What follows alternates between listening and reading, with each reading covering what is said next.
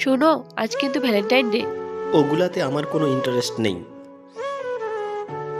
আমিও তো এটাই চাই, তুমি কোথাও বেরিয়ে যাও। হ্যাঁ জান, আমি এখনই আসছি।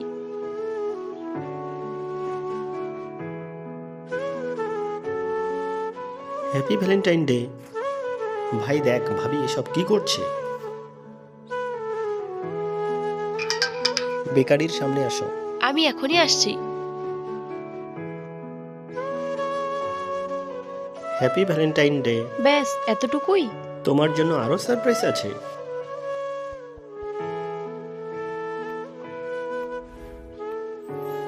তোমার জন্য সারপ্রাইজ রাখা আছে পর্দার পিছনে।